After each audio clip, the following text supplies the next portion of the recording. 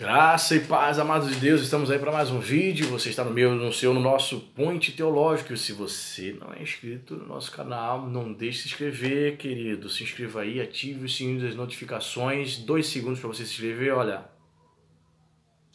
Pronto. Amém. Tá vendo? Foi fácil, foi tranquilo, né?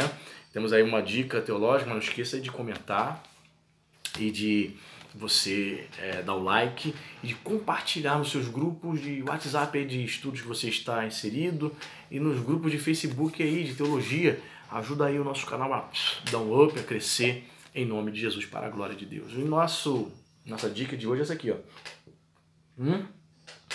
Palavra de Deus, palavra do homem. Karl Barth.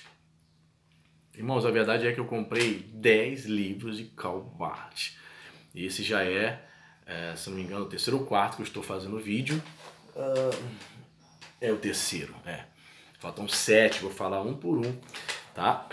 Esse livro aqui tem 320 páginas, ok? É um livro que tem uma letra tranquila, confortável, perfeito. Esse livro aqui tem uma introdução, tá? Uma introdução do pensamento e da obra de Karl Barth, né? Por Ricardo Quadros Gouveia, um teólogo. Ele traz um panorama de quem foi, o que Karl Barth pensava. Aí vem uma introdução de Karl Barth, depois aqui o sumário, né? Muito interessante. É uma obra da editora, né? Editora Fonte Editorial. Então, na página 71 ele vai falar sobre a justiça de Deus. Na página 87 ele começa a falar um novo capítulo, o estranho novo mundo dentro da Bíblia. Página 105, questões de discernimento e perspectivas bíblicas. Página 141, a necessidade e a promessa da pregação cristã. Página 171, problema da ética hoje. Página 209, a palavra de Deus e a tarefa do ministério. Página 235, a tarefa doutrinal das igrejas. E página 277, o lugar do cristão na sociedade. Olha só o que diz aqui o Ricardo Gouveia, nessa introdução, sobre Barth. Olha só.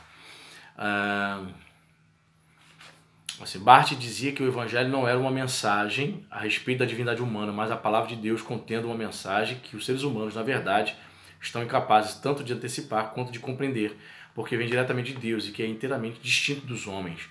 Barth enfatizava a infinita diferença qualitativa entre Deus e a criação, uma proposição que havia encontrado no pensamento do escritor dinamarquês Søren Kierkegaard, particularmente no livro A Doença Mortal. Søren Kierkegaard, né, foi teólogo e foi muito mais um filósofo, né? E muita gente bebeu da fonte dele. Karl Barth foi um. Barth propunha uma teologia vinda de cima que substituiria a teologia antropocêntrica que parte de baixo, que teria supostamente caracterizado a teologia do século XIX. Para isso, Barth enfatizava Deus como inteiramente outro. O Evangelho, a eternidade, a salvação como elementos de uma alteridade absoluta. Barth havia encontrado esta ideia no livro Sagrado, né? Do fenomenólogo da religião Rudolf Otto. Eu tenho essa obra, irmãos, o Sagrado. Vou fazer um vídeo sobre ele também, esse livro, tá? O Sagrado. Ou seja, ele bebeu dessa fonte também de Rudolf Otto. Por causa da ênfase no encontro entre Deus e a humanidade, a teologia de Barth foi rotulada como teologia da crise, isto é, teologia do juízo, e foi também chamada de teologia dialética, muito mais conhecida como neo-ortodoxia, né? A ideia da dialética barthiana, de uma tensão que não se resolve, vem de Kierkegaard e da tradição agostiniana, e não da tradição hegeliana, de uma dialética triádica que se repete, que se resolve na repetição estática de tese, antítese e síntese. Em outras palavras, você que está começando, né, a estudar teologia, no base de teologia, é uma obra pesada, você pode até comprar e ler Barth, certo? Mas vou recomendar que você estude bastante outros autores, estude um pouco sobre história de filosofia e pensamento cristão. Daqui a 10 anos, 8, 10 anos, você volte a ler Barth. Entendeu? Você vai ter uma compreensão melhor. O pastor Anderson, esse cara aqui, né, tinha uma ideia, um pensamento, um repertório há 10 anos atrás. Em 10 anos eu li muitos livros, de 2010 para hoje, 2020, li muitos outros livros. Então há autores que eu vou reler e que me abre a mente, me abre o leque, certo? Que há 10 anos atrás eu não tive uma compreensão. Então, quanto mais você se aprofundar, veja bem, ele bebeu, olha só o que ele está falando aqui. Karl Barth bebeu de fontes de Agostinho. Muitos dos irmãos, infelizmente, eu sei que nunca leram um livro de Agostinho. Confissões, por exemplo, ou Cidade de Deus. Eu confesso, eu estou lendo ainda Confissões. Não terminei, mas estou lendo, pelo menos eu posso dizer, estou lendo. Um pai da igreja importante, Agostinho. Não tenho ainda Cidade de Deus, né, esse livro. Mas é um clássico de quase 2000 anos. Então a gente precisa ler Agostinho, né? Eu tenho Confissões de Agostinho e tenho outro livro de Agostinho, Trindade. Tá? Estou lendo um tratado teológico acerca da Santíssima Trindade de Agostinho. Estou lendo também. Então você tem que ler Agostinho, tem que ler algo sobre Kierkegaard. Eu tenho uma coisa aqui sobre Kierkegaard, ainda não li. Mas é um autor, cara, profundo.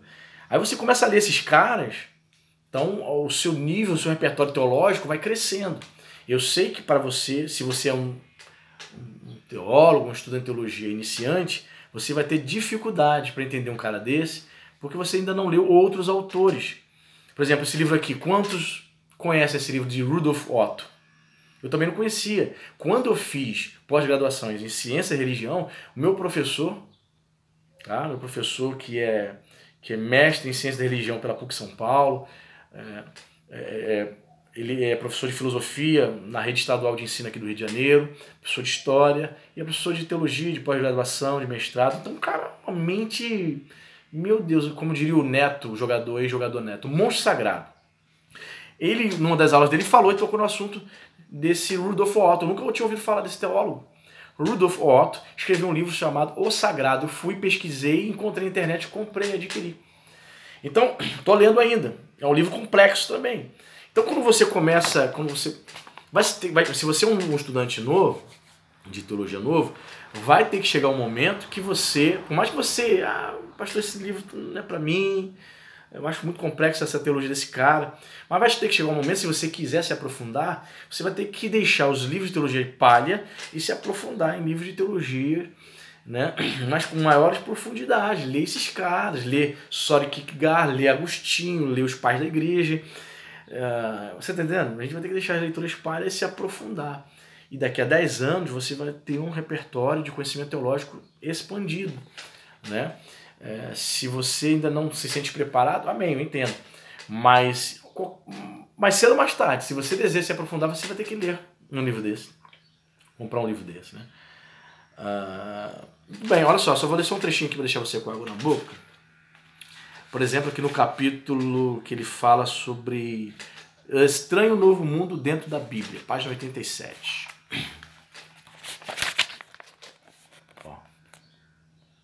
4, 5 segundos aí para você, depois com calma, para o vídeo e ler. Certo? Diz assim: nós estamos tentando encontrar uma resposta à questão: o que há na Bíblia? Que tipo de casa é esta para a qual a Bíblia é uma porta? Que tipo de país é estendido diante de nossos olhos quando atravessamos a Bíblia aberta? Estamos com Abraão em Harã. Ouvimos um chamado que ordena: sai da tua terra e da tua parentela e vá para uma terra a qual lhe mostrarei. Nós ouvimos uma promessa: farei de ti uma grande nação. E Abraão creu no Senhor e contou com ele por causa de sua justiça. Qual o significado de tudo isso? Podemos apenas sentir que há algo além dessas palavras e experiências, mas exatamente o quê? Nós estamos com Moisés no deserto. Por 40 anos ele viveu entre as ovelhas, fazendo penitência por um ato muito impetuoso. Que mudança lhe ocorreu?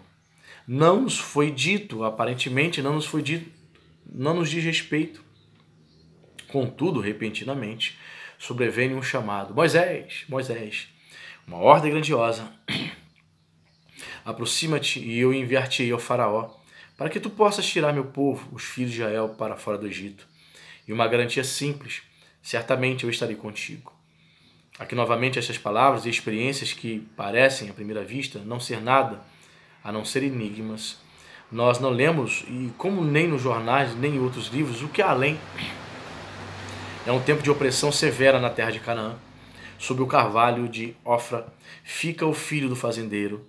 Gideão, o anjo do Senhor, lhe aparece e diz: o Senhor está contigo, teu homem poderoso e de valor. Ele não vê nada de errado em protestar se o Senhor está convosco, porque então tem sucedido tudo isso conosco. Então veja bem, quem disse que Barth não é um cara extremamente bíblico? Ou seja, ele começa a trazer aqui nesse capítulo histórias conhecidíssimas nossas acerca de Abraão, de Gideão, né? Para poder contextualizar e falar da importância da Bíblia, né? Ele fala assim, o que há na Bíblia? História. A Bíblia é um notável, até mesmo um único povo. A história de personalidades poderosas e mentalmente vigorosas. A história da cristandade e seu princípio. Uma história de homens e ideias nas quais qualquer um que considere a si mesmo educado deve estar interessado, se não por outra razão, que é a causa de seus efeitos sobre os tempos subsequentes até o momento atual. Então está aí mais uma dica teológica. Diz para mim se você conhece, se você tem desejo de adquirir essas obras, se você se sente preparado para ler ou não, ok? Comente aí e até o próximo vídeo.